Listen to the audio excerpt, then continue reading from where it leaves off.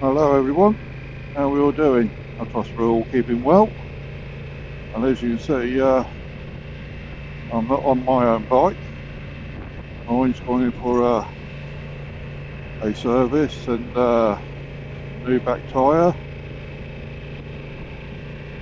and MOT. Get it all done in one hit and it's all over and done with. What I'm actually riding, hello, red squirrel. Don't know whether I caught that on camera or not. Yes. Right, I was distracted then. Not to worry. They've lent me a Honda NT1100 for the day.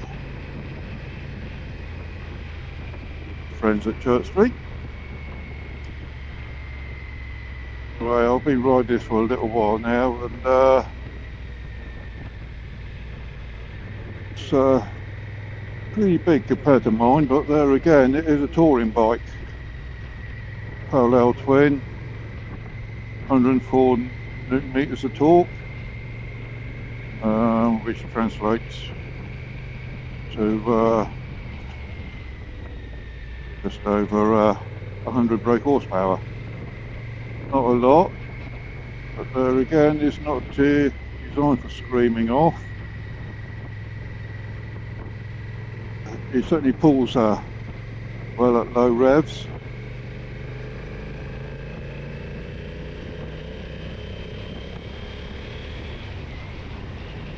This one's actually fitted with a quick shifter, which will come in handy. Now you'll be doing a reasonable speed, over 4,000 revs, for it to be nice and smooth, otherwise it does get a bit clunky.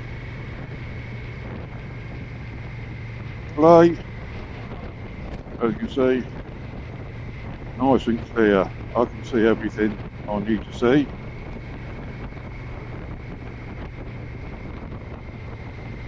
Mirrors, once you get them positioned right,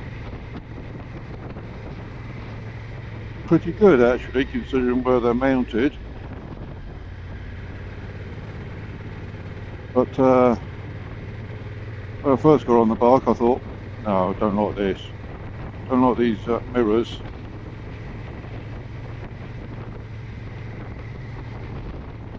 One thing I have found, it does tend to handle similar to a Africa Twin, which I rode a few years ago. You just got to put a bit more effort into it in a heavier bike. Also, getting on and off the bike is a bit of a struggle, what with all the panniers and top box. I forever seem to be kicking the panniers one side or the other, getting on and off.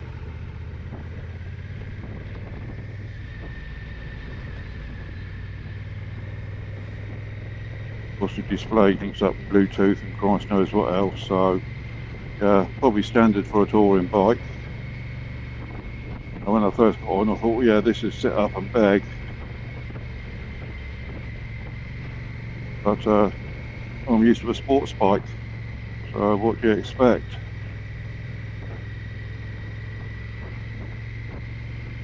Well, it feels soft to start off with, but when you've been riding for a while, then it does sort of get a bit hard, so you may need a bit of extra padding there or something for a long journey.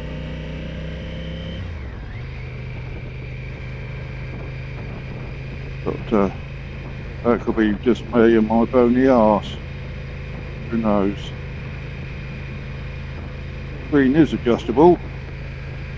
It's electronic or anything. You've got to physically get off the bike and lift it up and down. I think there's about 5 settings, but it does quite a good job at getting rid of the wind noise and the turbulence around the helmet. One thing I don't like is these little plastic things here. They go a little faux pas, they can be easily broken. and they'll probably cost you a fortune.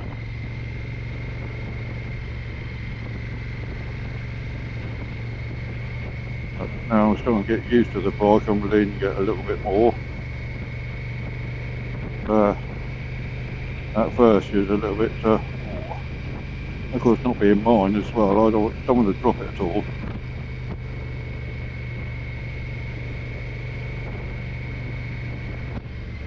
A nice note on the exhaust.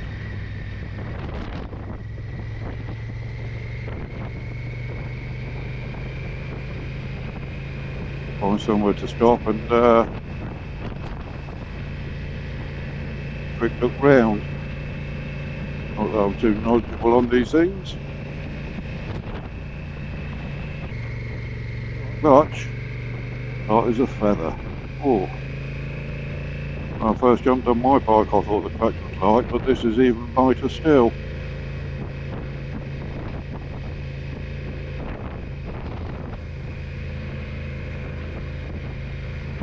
Sometimes I think, no, has the cable broken?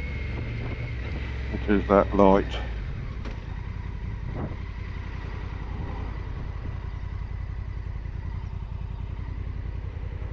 And when you first put it into gear,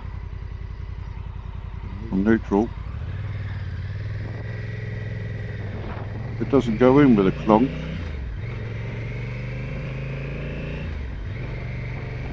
I didn't notice it, so good, nice, smooth gearbox.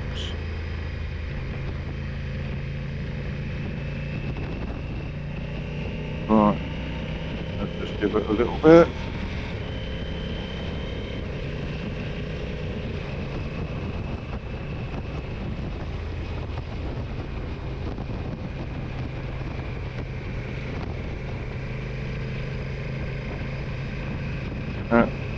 Quickly gets up to speed, no hesitation at all. I think it's all LEDs all round. I haven't really looked at the spec.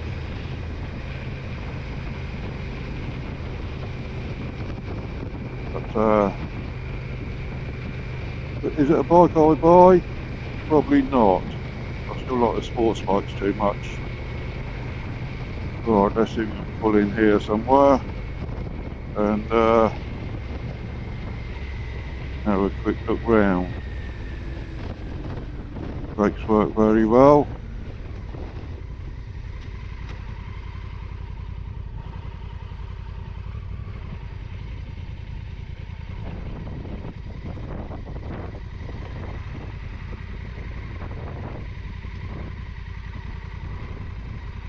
Well, let's have a look. Well, she's quite high.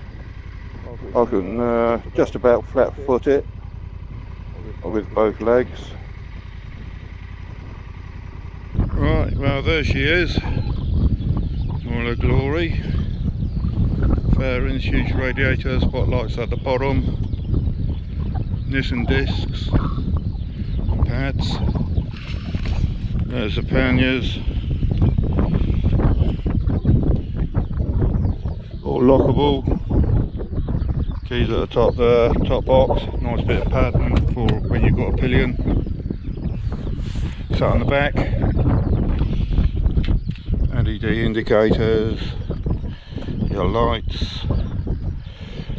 Another lock for your top box. Same on the other side.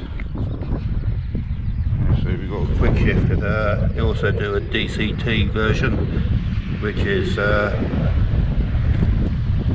old automatic gearbox or whatever. Loads of controls. Let's have a look at some of these. I don't know. I suspect this. Yes, cigarette lighter.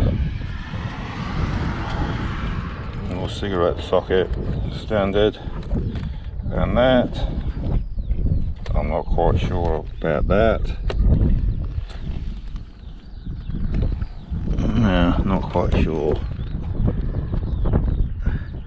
That could be USB or something else, I'm not sure. I'll have to have a look in the manual for that. It'd be nice if there was USB. Spotlight, LED lights. These things I don't really like, but I suppose they serve a purpose. The screen just goes up and down on the ratchet system.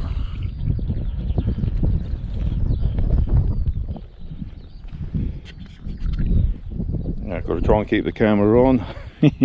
Great fun.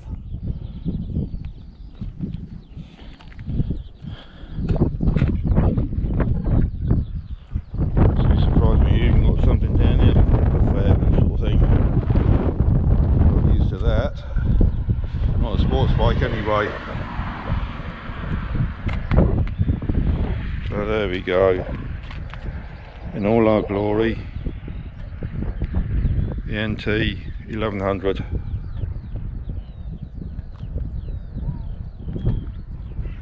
As I say, I'm not technically minded, well, not as far as bikes are concerned anyway, but it gives you a little insight. I think the top box and the panniers they just clip on and off, but I'm not going to do that today.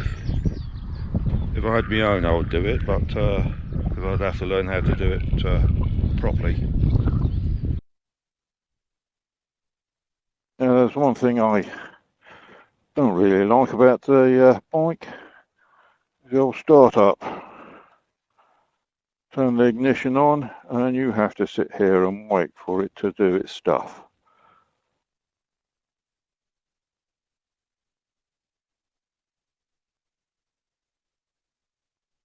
Here we go, it comes to up to the standard warning.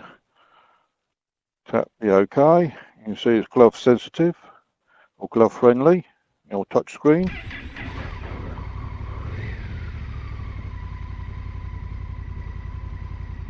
And away we go.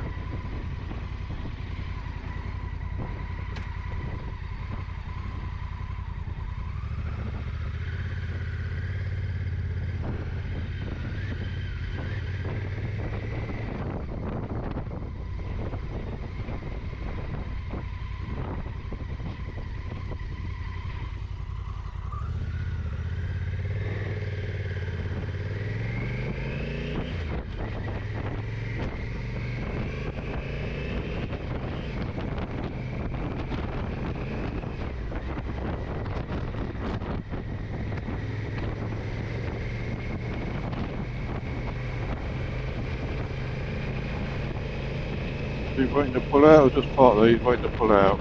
You see me? Good.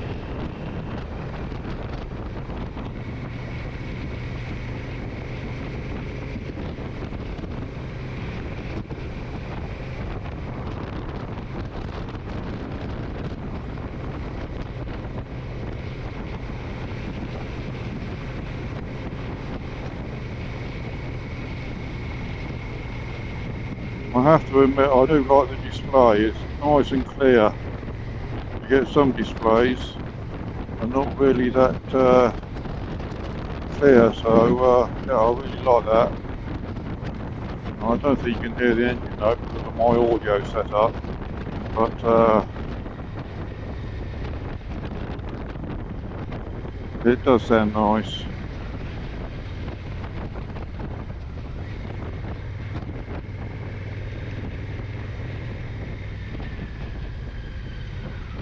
Fortunately, I'm not going to go through all the settings on the display because I ain't got a clue.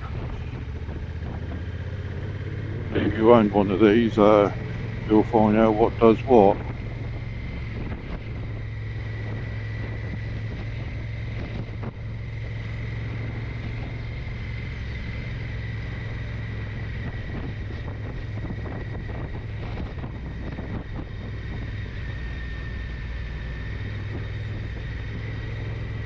Even though it's a nice bike, it's not a bike for me, unfortunately.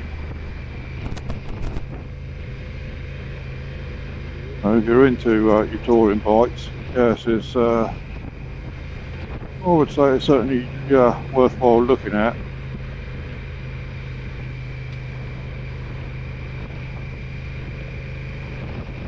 I think you've got GSA, BMW, and a few others on the market as well. It's worthwhile giving this one a look. I think it retails at about 12.5 grand. Not too bad considering what you've got. I expect it'll take me a good 3-4 months to actually get used to this bike properly anyway. A lot bigger than my CBR. I believe it's also got cruise control on it as well, which can be handy for those motorway work. But it's really not worth while trying it on the island. As soon as you turn it on, you've got to turn it off again.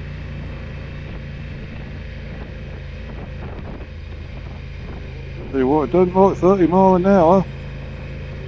Oh.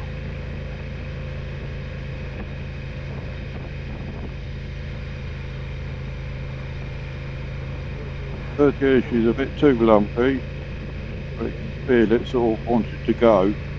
Second gear.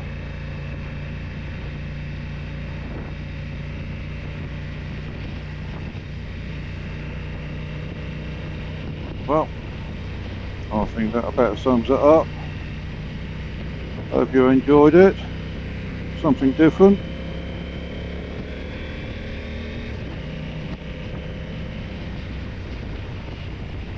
So until next time guys, stay healthy, stay safe, catch you later.